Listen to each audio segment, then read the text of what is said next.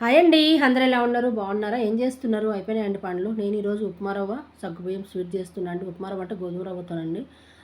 అదొక అరకప్పు, ఇదొక అరకప్పు. సగ్గుబియ్యం కడిగి నానబెట్టేసుకున్న ఒక 10 నిమిషాలు నానబెడితే మెత్తగా అవుతాయి. మా సన్నగా కాబట్టి ఇంక ముందే ఎక్కువ సేపు నానక్కర్లేదు. కొద్దిసేపు ఉంటే చాలు.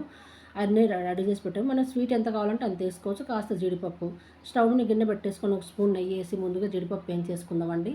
అదే బౌల్‌లో 2 కప్పులు వాటర్ వేద్దాం. ఏ కప్పుతో మనం రవ్వ తీసుకున్నామో దాంతో 2 కప్పులు వాటర్ వేసేసి, వాటర్ కాస్త వేడెక్కినాక ముందుగా నానబెట్టుకున్న సగ్గుబియ్యం వేసేసుకుందాం.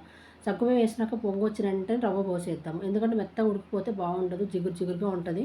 మనకు సగ్గుబియ్యం కనిపించవన్నమాట. అందుకని ముందుగా సగ్గుబియ్యం అది వేసిన తర్వాత రవ్వ వేసుకొని రవ్వ కూడా కొద్దిగా ఉడకబట్టినాక బెల్లం వేసేసుకుంటే ఫైనల్గా చూడండి సగ్గుబియ్యం ఎంత చక్కగా కనిపిస్తున్నాయో. మెత్తగా ఉడకలేదు కాబట్టి బాగా కనిపిస్తున్నాయి.